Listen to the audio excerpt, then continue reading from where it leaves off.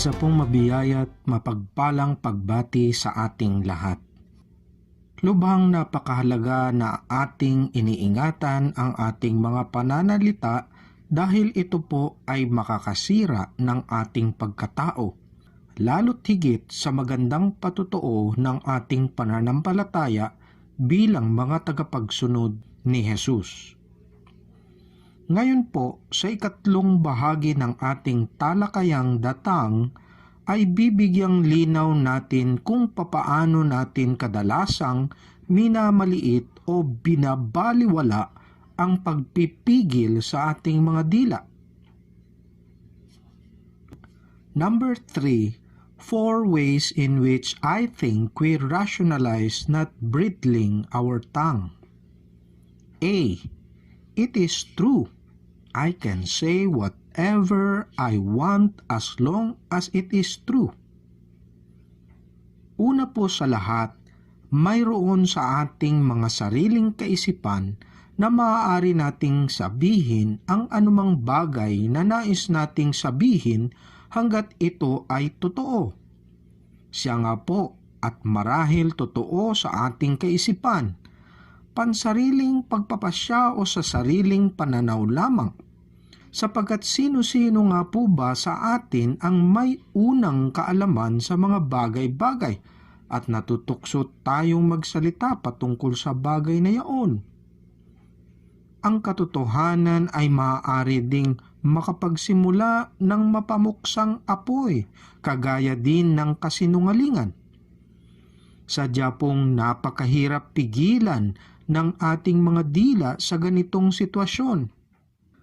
Sa katunayan po, sa maraming kaparaanan, ang katotohanan ay isang higit na makapangyarihan at malakas kaysa tsismis at paninirang puri. Nakikita po natin na ang mga usap-usapan at paninirang puri ay hindi naman kinakailangang ito ay kasinungalingan upang maging mapamuksa at makasalanan. Halimbawa, bagamat makatotohanan, maaari ko bang sabihin sa iyo na hanggang ngayon ay pinagnanakawan mo pa rin ang Diyos sa kaniyang mga ikapu? Na ikaw ay nagsisinungaling? Na ikaw ay kumukuha ng mga mumunting mga bagay sa iyong pinagtatrabahuan? Marahil ikakatwiran ko man na ito ay totoo at may karapatan akong sabihin ito, ngunit sadyang makakapangwasak pa rin ang mga salitang ito sa ating kapwa-tao, gaano pa man ito katotoo. Ang tsismisan at mapanirang puri man ay totoo, ito ay nakakasugat ng puso't damdamin ng isang tao at maging sa kalagitnaan ng bawat isang mananampalataya. B. She or he hurt me. Right to say whatever I want. Isang kadahilanan din po na tayo ay sadyang nahihirapang pigilan ang ating mga dila sa pagkakataong tayo ay nasasaktan. Marahil ito po ay kasing lakas sa nauna nating halimbawa. Kadalasan ikinakatuwiran nating tayo ay nasasaktan kung bakit may karapatan din tayong magsalita. Lahat po tayo ay nakakaranas na masaktan maging sa hanay man ng mga mananampalataya. Ikaw man ay isang pastor, elder, o dili kaya'y isang matagal ng kaibigan sa iglesia. Siguro siya'y asawa o kaya'y isang magulang. Marahil tayong lahat ay nasaktan, ngunit hindi po ibig sabihin ito ay may karapatan na rin tayong alisin ang renda ng banal na espiritu sa ating mga pananalita. Hindi po ibig sabihin na dahil tayo ay nasaktan ay sisirain na rin natin ang ating kapwa, ang ating kapatid. Dudungisan ang ating mga reputasyon at kakayanang maghayag ng may kabanalan bilang katawan ni Kristo. Talaga nga po ba na kapag ka nasasaktan ng ating mga damdamin ay may karapatan na rin tayong sabihin ang anumang bagay o masasakit na salita na naisin natin? Tunghayan natin po ang nakasaad sa sulat ni Apostol Pablo sa Ephesians 4 verse 32, Magandang Balita Biblia 2nd edition. Sa halip maging mabait kayo at maawain, magpatawad kayo sa isa't isa tulad ng pagpapatawad sa inyo ng Diyos dahil kay Kristo. Isang bagay po na mahusay na pagsasalarawan ng pelikulang The Passion of the Christ ni Mel Gibson ay noong si Jesus ay ipinako sa krus.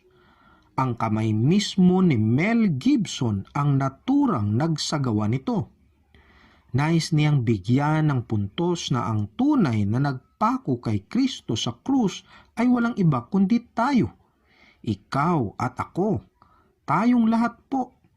Dahil sa ating mga pagkakasala laban sa Kaniya bilang isang banal na Diyos. Ngunit sa kabila man ng lahat, tayo ay Kaniyang pinatatawad kung kaya't sinasabi din niya sa atin na patawarin natin ang isa't isa. Ang sinuman na nagkasala sa atin, ang sinuman na nakapanakit sa atin. Hindi po niya sinabi na kailangan nating maghiganti o gamitin ang ating mga dila upang makapanira o mangwasak ng pagkatao. Mahirap nga po itong isakatuparan, ngunit yaon po ang kaniyang iniatas sa bawat isa sa atin. C. Feign piety.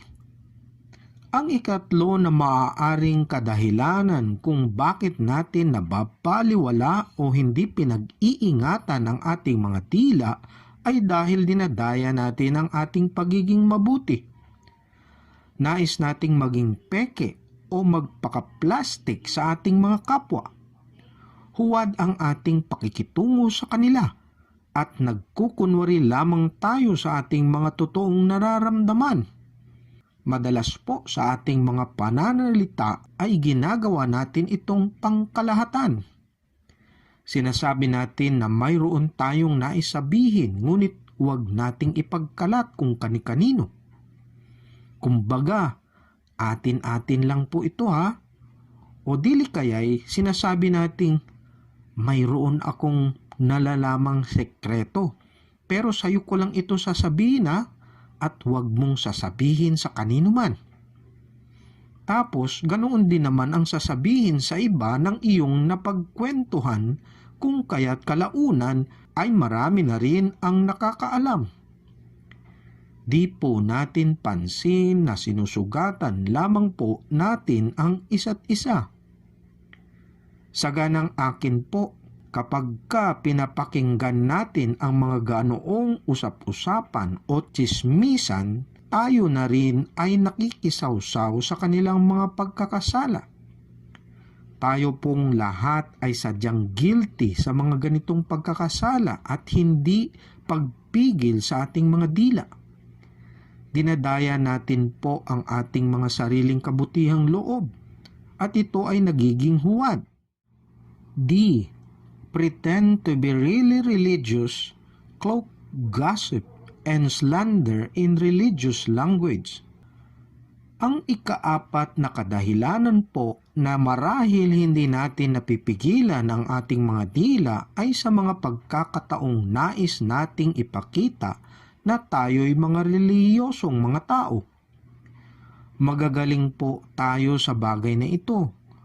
Lalo na nga po kung kinakalakihan na natin na tayo ay ipinanganak ng mga Kristiyano. Tayo ay mga dalubhasa sa pagkubli nito sa ating mga reliyosong mga pananalita o sa mga bagay kung papaano natin isinasagawa ang iba't ibang mga gawain sa iglesia. Isang halimbawa nga po nito ay sa ating mga midweek prayer meetings kung saan sinasabi nating concern lamang tayo sa isang kapatid kung kaya't nais mong ikwento ang kaniyang mga pinagdadaanan upang ito ay ating mapanalangin sa ating mga kalagitnaan. Ang ganitong kalakaran ay nagsimula noon pa man at nagpapatuloy sa ating mga kasalukuyang kapanahunan. Siya nga po at maaari tayong maging mga relihiyoso, ngunit ikinukubli rin natin doon ang ating mga kapintasan o mga karumihan. Ganoon pa man, hindi po natin maaring lokohin ang Diyos.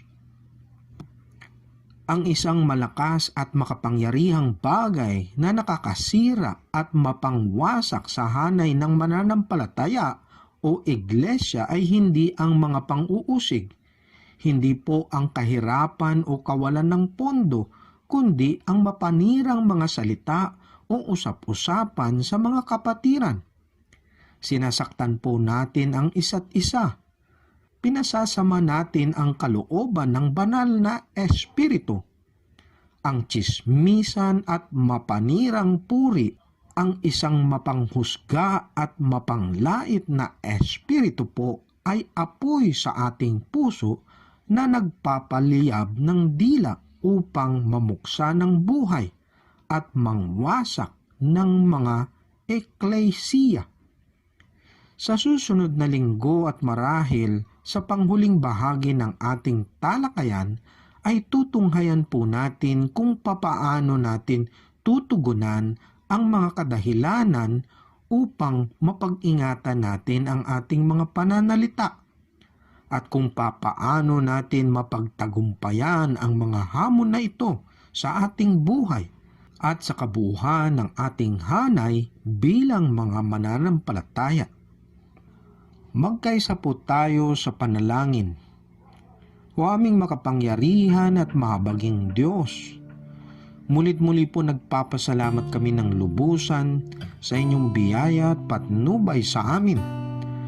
Na sa inyong mga salita ay patuloy lamang kaming pinalalahanan sa mga bagay na dapat naming pag-ingatan. Lalo na po sa aming mga patutuo bilang inyong mga mananampalataya, bilang inyong mga alagad o mga tagapagsunod, na siya nawang ang aming dila ay tunay naming pinag-iingatan, na sa bawat salita po, ito po ay nakalulugod at nagbibigay luwalhati sa inyong ngalan. Siya nawa po na maalala po namin ang mga bagay o kadahilanan na maari kaming magkamali, na maari na makaligtaan naming rendahan ang aming mga dila, na kadalasang nasasaktan namin ang aming kapwa at maging ang presensya ng banal na espiritu sa bawat isa sa amin. Humihiling po kami ng inyong patuloy na biyaya. Humihiling po kami ng patuloy na pagpapatawad at paglinis sa aming mga puso, sa aming mga isipan, sa aming mga pananalita, at maging sa aming mga pagsasakatuparan ng inyong layunin sa aming mga buhay. Siya nga po na kami ay maging kalugod-lugod at higit na magbibigay ng luwalhati sa inyong ngalan ngayon hanggang sa inyong pagdating na muli. Siya naway hindi kami mahulog sa bitag ng kaaway. Kami ay manatiling matatag at matibay sa aming paglakad sa inyong kaliwanagan. Patutuhanan namin ang aming pananampalataya na si Kristo nga ay Panginoon ng aming buhay. Kaya maraming salamat sa lahat ng inyong mga paalala, O Diyos, sa aming kalagitnaan. Binabalik namin ang lahat ng papuri, pasasalamat at pagdakila sa ngalan ng aming Panginoon at tagapagligtas na si Jesus. Amen at Amen. Hanggang sa muli po, mga minamahal na kapatid. Kaya nga't magtiyaga kayo, mga kapatid, hanggang sa pagdating ng Panginoon. Tingnan ninyo ang magsasaka, buong tiyaga niyang hinihintay ang kapanapanabik na ani ng kanyang bukirin at minamatyagan ang pagpatak ng ulan. dapat din kayong magtiyaga. Tibayan ninyo ang inyong loob sapagkat nalalapit na ang pagdating ng Panginoon. Siya nawang ang biyaya at gabay ng dakilang Diyos at paglukob ng kaniyang kabanalan ay sumainyo hanggang sa pagdating na muli ng ating Panginoon at tagapagligtas. Sa ngalan ng Ama, ng Anak at ng Banal na Espiritu. Amen at Amen.